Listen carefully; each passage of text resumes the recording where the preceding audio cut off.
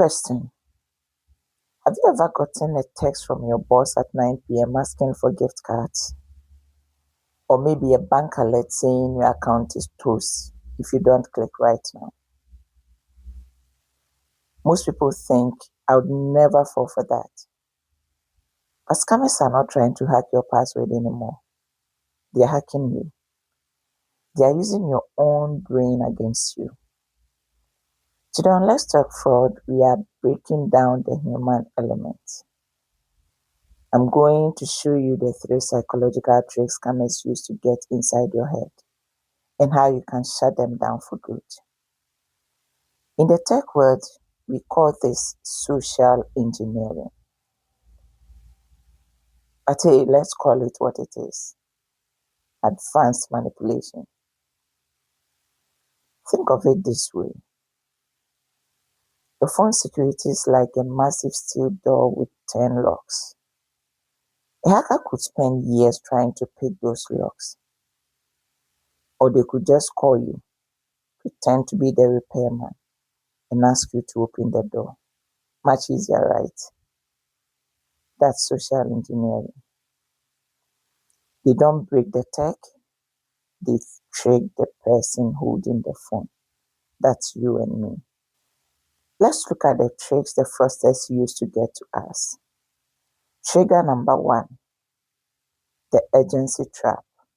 You can also call it the panic button.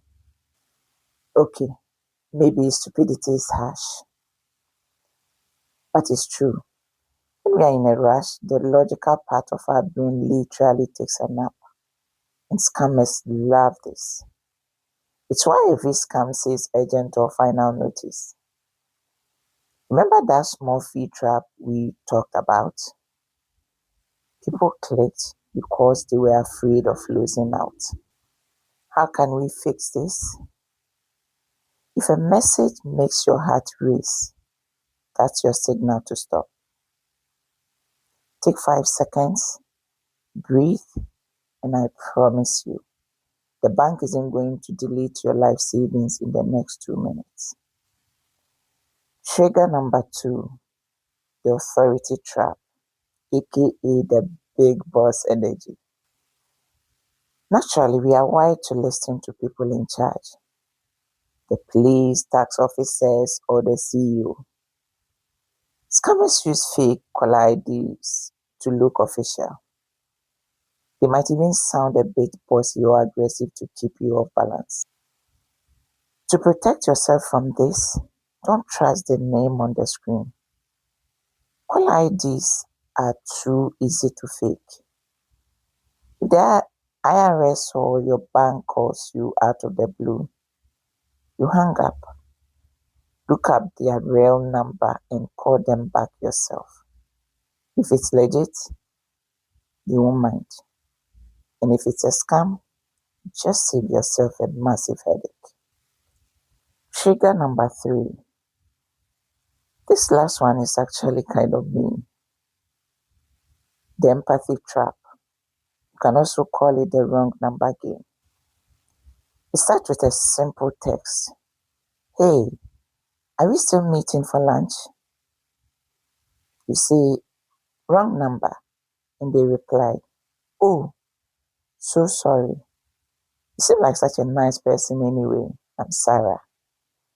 Remember the kindness we spoke about in the last video on your social media activities? This is it.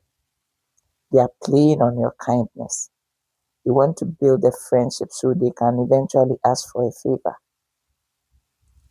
How to fix this?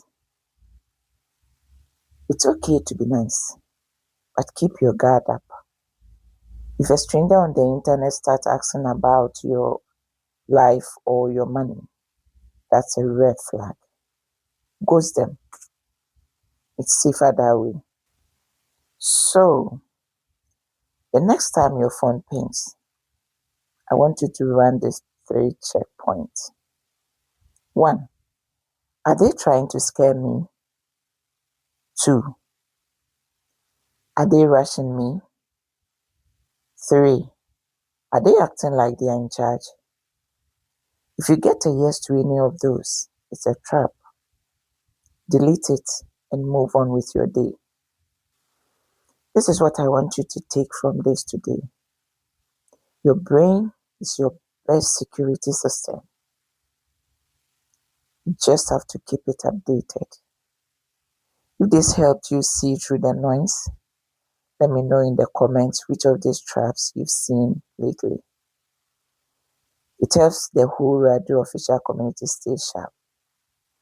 And if you want to see the other way they get to you, by watching what you do online, go watch out my video on social media safety. Stay safe out there, and I'll catch you in the next one.